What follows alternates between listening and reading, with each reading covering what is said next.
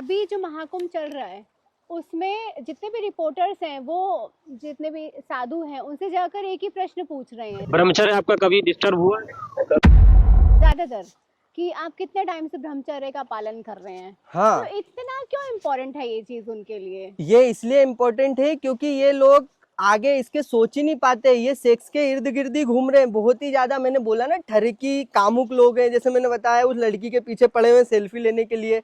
तो ये ठरक भरी हुई है इनमें। इनको साधु संतों में भी यही दिख रहा है कि इसने कितने टाइम से सेक्स नहीं किया।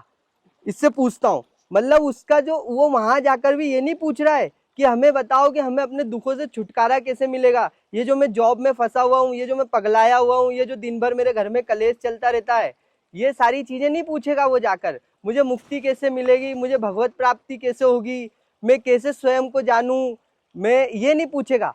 बाबा जी आपने सेक्स कब से नहीं किया है, आपने आप कब से ब्रह्मचारी हैं, है ना।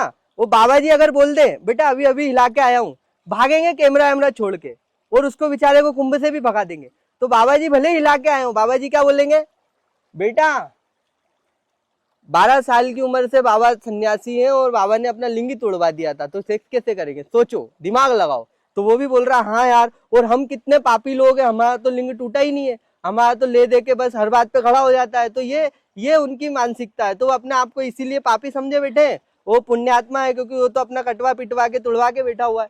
तो ये अध्यात्म है हमारा, यही चल रहा है, यही हम रिपोर्टिंग में देख रहे हैं, यही हम वीडियोस में देख रहे हैं। मतलब क्या करें फिर, सम्मान करें हम इन संतों का, इन लोगों का सम्मान करें हम, क्या करें, क्या चाहते हो आप हमसे? हम यूथ हैं, हम क्या करें, सम्मान करें, लिंग तोड़वा लें अपना, क्या चाहते हो?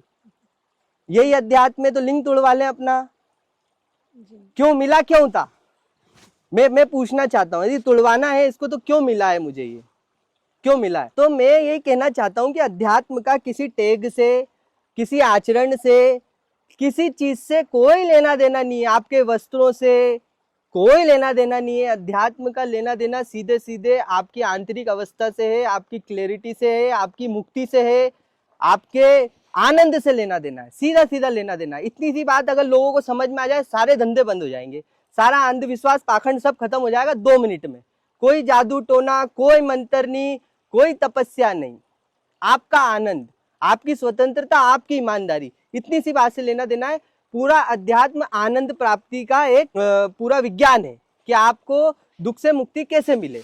सिंपल सी बात है, इतना प्रश्न नहीं पूछता इंसान अध्यात्म के नाम पे, धर्म के नाम पे, कि मैं दुखी हूँ, मैं अस्पष्ट हूँ जीवन में, मेरे को समझ में नहीं आ रहा करना क्या है, मुझे पता नहीं जाना कहाँ है, मैं डरा हुआ हूँ, मेरी मौत कभी भी हो सकती है इस बात का डर लगता है, मुझे परिवार में कोई मर सकता है इस बात का डर लगता है, कैसे इससे निकलूं, मुझे बताओ, मैं दुखी हूं। ये है धार्मिक प्रश्न, ये है आध्यात्मिकता की ओर ले जाने वाला प्रश्न। सेक्स कितने टाइम से नहीं किया, मैं सेक्स कर लेता हूं बार बार, क्या करूं, मैं बड़ा पापी हो चुका हूं, मैं ब्रह्मचर्य को कैसे फॉलो करूं, ये कौन सा प्रश्न होता है? मैं अपने बाल ना कटवाऊं और मेरे नाखून बढ़ते रह रहे हैं, ये अध्यात्म है। मेरा एक हाथ ऊपर है 20 साल से, क्या ये अध्यात्म है, क्या ये धर्म है? क्या हो जाएगा, उसका परिणाम क्या है, क्या मिलेगा, क्या उससे? मुझे बताओ, मैं परिणाम जानना चाहता हूँ, क्या हो जाएगा? मैं 20 साल तक मैं हाथ ऊपर रखता हूँ, उससे मेरा हाथ 8 हो जाएगा, नाखून गोल गोल यूं होते जाएंगे, धोने में दिक्कत आएगी मुझे कुल मिला के।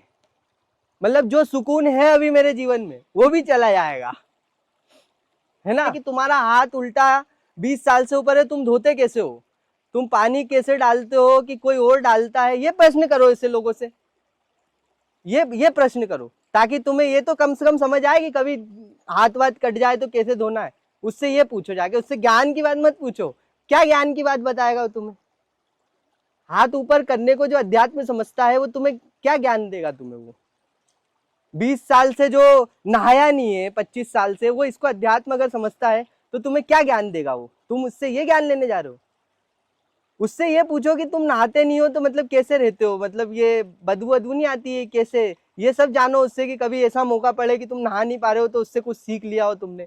जिससे जो सीखा जा सकता है उससे वो सीखो। और इसमें एक और प्रश्न है कि जो रिपोर्टर्स हैं वो पूछ रहे हैं कि सेक्स किया नहीं किया, तो सेक्स आपको इतना नेगेटिव वे में क्यों लगता है, कि ये गलत चीज क्यों लगती है समाज को, कि ये गलत चीज है? ना ये सही है ना ये गलत है, इंसान सही और गलत होता है।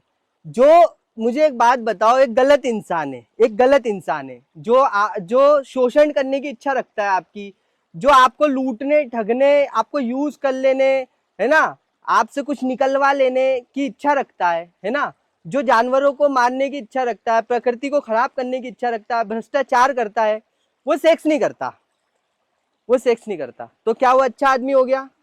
नहीं। अच्छा आदमी हो गया? नहीं। जो इंसान करुणावान है, निर्भय है, निडर है, प्रेम बांटता है, जानवरों की रक्षा के लिए आवाज उठाता है, प्रकृति का आदर करता है, सम्मान करता है ना, लोगों के भ्रम दूर करने में लगा है, हर चीज में वो सेक्स करता है, तो वो बुरा आदमी हो गया? नहीं। बुरा आदमी हो गया क्या? नहीं ना।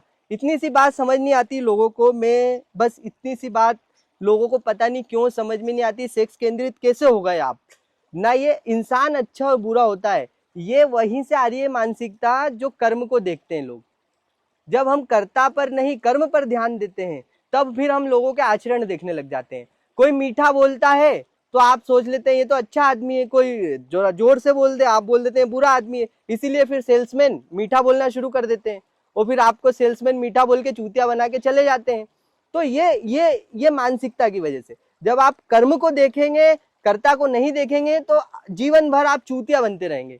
आपको सेल्समैन चीजें बेचता रहेगा, प्रकृति की ऐसी तैसी करता रहेगा, आप उस सेल्समैन को पैसे देने के लिए कमाते रहेंगे क्योंकि वो मीठा बोलता है।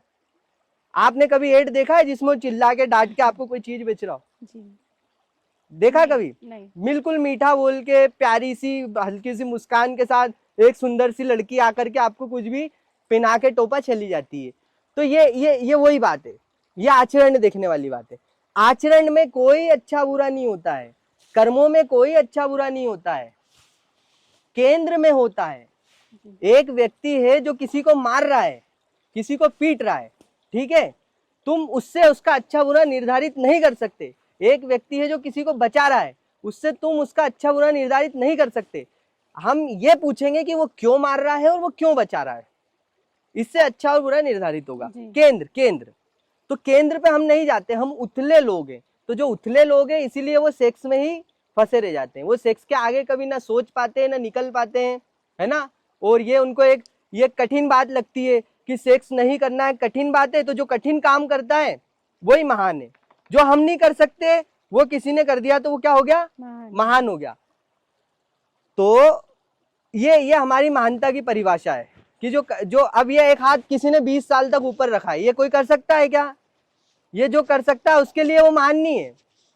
कोई अगर एक साल तक एक हाथ को 20 साल तक ऊपर रख सकता है, ठीक है, और कोई ऐसा बंदा है जो दोनों हाथ को 20 साल तक ऊपर रख सकता है, तो वो दोनों हाथ वाले के लिए महान है क्या? वो एक हाथ रखने वाला ऊपर, वो बोलेगा तू क्या है, हम दो, मैं एक टांग, वो फिर एक और आएगा, वो बोलेगा तुमने तो जो दोनों हाथ रखे, मैं दोनों हाथ और एक टांग भी ऊपर रख सकता हूँ 20 साल तक, तो वो महान हो गया। तो ये कठिन कार्य करना, इससे महानता। मैं कांटों पे सोता हूँ तो मैं महान हो गया, तू बिस्तर पे सोता है तो तू मूर्ख हो गया।